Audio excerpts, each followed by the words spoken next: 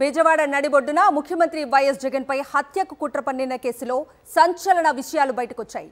ముఖ్యమంత్రి వైఎస్ జగన్ ను హత్య చేయాలనే ఉద్దేశంతోనే నిందితుడు వేముల సతీష్ దాడి చేసినట్లుగా రిమాండ్ రిపోర్టులో పేర్కొన్నారు పోలీసులు.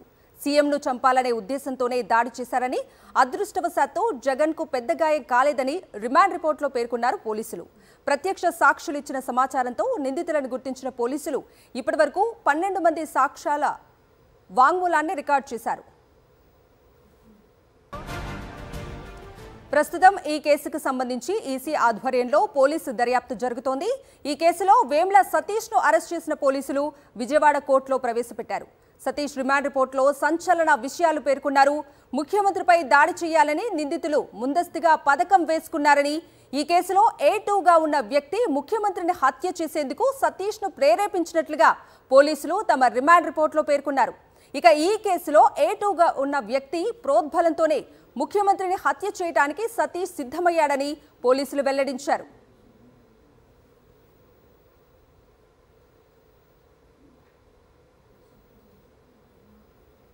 విజయవాడ సింగ్ నగర్లోని వివేకానంద స్కూల్ వద్ద మాటు వేసి ఉన్న నిందితుడు అక్కడికి ముఖ్యమంత్రి వచ్చే వరకు ఎదురు చూశాడు. దాడి చేసేందుకు పదునుగా ఉన్న రాళ్లను ప్యాంటు జేబులో పెట్టుకున్నాడు. సీఎం జగన్ మేమంతా సిద్ధం బస్సు యాత్ర సింగ్ నగర్ కు చేరుకున్న సమయంలో దాడికి తెగబడ్డట్లుగా రిమాండ్ రిపోర్టులో పోలీసులు పేర్కొన్నారు. నిందితుల కాల్ డేటా, సీసీ ఫుటేజ్ ఆధారంగా కేసులో కీలక విషయాలను సేకరించారు పోలీసులు. అలాగే ఈ కేసులో ప్రత్యక్ష సాక్షులు ఇచ్చిన సమాచారంతో నిందితులను గుర్తించారు. ఇప్పటివరకు 12 మంది సాక్షుల వాంగ్మూలాలను రికార్డు చేశారు. ఈ నెల 17న నిందితుడిని రాజరాజేశ్వరిపేటలో అదుపులోకి తీసుకుని సెల్ ఫోన్ను సీజ్ చేసినట్లు పోలీసులు వెల్లడించారు. ఇక ఈ కేసులో నిందితుడు సతీష్ ను విజయవాడ కోర్టులో హాజరుపరిచారు పోలీసులు. కోర్టు అతనికి 14 రోజుల రిమాండ్ విధించింది. ఎన్నికల నియమావళి అమల్లో ఉన్న నేపథ్యంలో ఈ కేసును ఎన్నికల సంఘం ఆధ్వర్యంలో పోలీసులు దర్యాప్తు చేస్తున్నారు. అలాగే కేసుకు సంబంధించిన పూర్తి వివరాలను ఎప్పటికప్పుడు రాష్ట్ర ఎన్నికల ప్రధాన అధికారి ముఖేష్ కుమార్ మీనాకు నివేదిస్తున్నారు. అటు ఈ కేసుకు సంబంధించి ముఖేష్ కుమార్ మీనా కూడా స్పందించారు.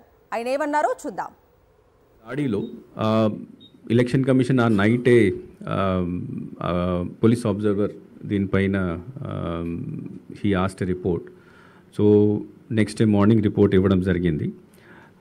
Second day again I was asked to call the CP and then get the latest information. So నాకు ఇచ్చిన నిన్నటి వరకు వచ్చిన ఇన్ఫర్మేషన్ ప్రకారం తర్వాత డైలీ రిపోర్ట్ ఇస్తున్నారు. What they have said that today anyway they have identified 1 person and they have taken them to court. That person has been identified and then it has been produced before the court, and